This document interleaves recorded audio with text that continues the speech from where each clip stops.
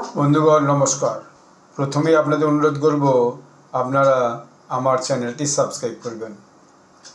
বিহারের বিধানসভা নির্বাচনের ফল বেরোনোর পর থেকে একটা খবর গতকাল থেকে মূলত সারা দেশের মিডিয়া, বিশেষত হিন্দি মিডিয়া একদম ছেয়ে আছে।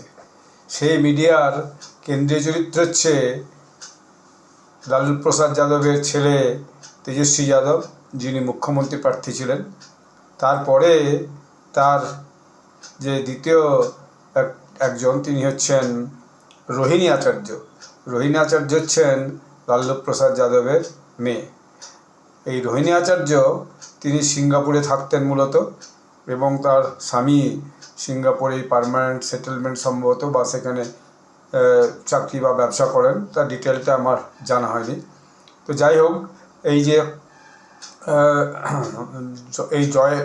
যে রেজাল্ট বেরোনোর পর আরজেডি কংগ্রেসের ভয়ানক পরাজয়ের পর লালু প্রসাদ যাদবের বাড়িতে নাকি এই ভাই বোনের মধ্যে একটা ভয়ানক তর্ক বিতর্ক হয়, এবং এই তর্ক বিতর্কের পর দেখা গেল যে তিনি বেরিয়ে এসে চলে যাচ্ছেন ঘর ছেড়ে দিয়ে, বাড়ি ছেড়ে দিয়ে, এবং তিনি বলছেন আমার খুব ভুল হয়েছে, এখানে আসা আমার উচিত হয়নি, আমি নিজের ছেলে, পরিবার, শ্বশুরবাড়ি সব ইগনোর করেছি, ওটা আমি ফিরে যাচ্ছি, আমি আর রাজনীতিতে থাকবো না, আমার এই বাড়িতেও থাকবো না।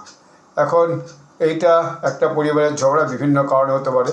তার রাজনৈতিক রোহিণী আচার্য, লালুজির মেয়ে, তিনি লোকসভায় সারন সিট থেকে নির্বাচন লড়েছিলেন, কিন্তু তিনি বিজেপির রাজীব প্রতাপ রুডির কাছে হেরে যান। যাই হোক, তিনি আর বিধানসভায় লড়াই করেননি। এখন গতকাল থেকে এই রোহিণী আচার্য এবং তেজস্বী যাদব এরাই হচ্ছেন মিডিয়ার একবারে কেন্দ্রবিন্দুতে। সমস্ত মিডিয়া এই গল্পটাকে নিয়ে আলোচনা করছে। তার ভাই তেজপ্রতাপ যাদব, বড় ভাই, যাকে লালু প্রসাদজি, রাবড়ি দেবীজি ঘর থেকে বের করে দিয়েছেন, তিনি বলেছেন যে আমার বোনকে অপমান করেছে তাকে ছেড়ে কথা বলবো না।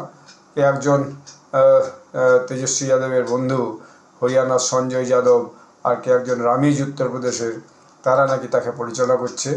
এটা একটা গেল। তারপর রাবড়ি দেবীর ভাই সাধু যাদব, তিনি ওই রোহিণী আচার্যর ভাগ্নির পাশে এসে দাঁড়িয়েছেন, বলেছেন এটা একটা মস্ত বড় অন্যায় হয়েছে, এইভাবে এটা চলতে দেওয়া উচিত নয়। সমস্ত নিউজ তেজস্বীর মুশকিল বাড়ছে, রোহিণী আচার্য বিদ্রোহী হয়ে গেছে, অন্য 3 বোন পাটনার ঘর ছেড়ে দিয়ে দিল্লি রওনা হয়েছে। এটাই হচ্ছে আজকে গতকাল থেকে খবরের কেন্দ্রবিন্দুতে।